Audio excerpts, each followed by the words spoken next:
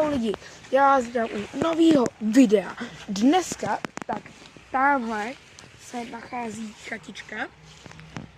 Jsem tu s mým kolegou, toho ještě neznáte, ještě jsem vám ho nikdy neukazoval. Jmenuje se Matěj, já nevím, jestli se na mě vzpomínáte, jsem Rosťa a teď tam půjdeme prozkoumávat. Tak jdem? Tak zkusíme, co tam je. Otevřeme to až potom, až tam budeme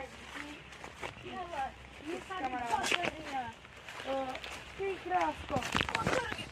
Baterie od auta je. Vypadá to tu jak podobně středový, ty vole.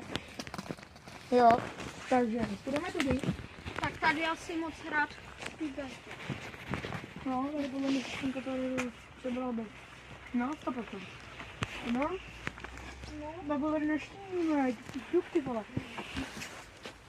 Jdeš otevřený dveře, ať si to můžou i diváci. No, Tady bylo pivo v tom určitě. 100%, zkusíme to vylejt. Jo. No, tohle je od Citronu. Vypadá to, že tady to hlavně spadlo kvůli tomu, že asi na to spadlo Zkusíme stran. to vylít.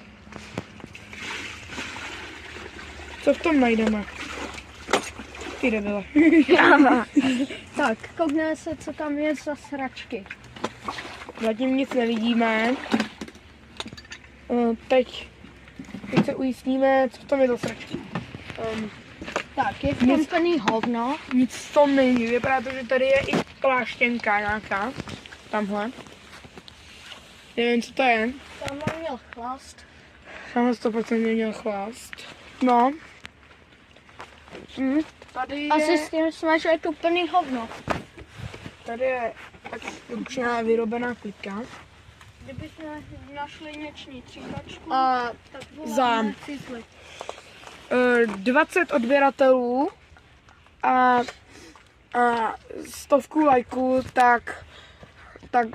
tak tady ten dům opravíme.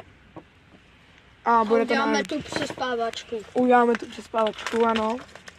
A bude to náš osobní bunkr.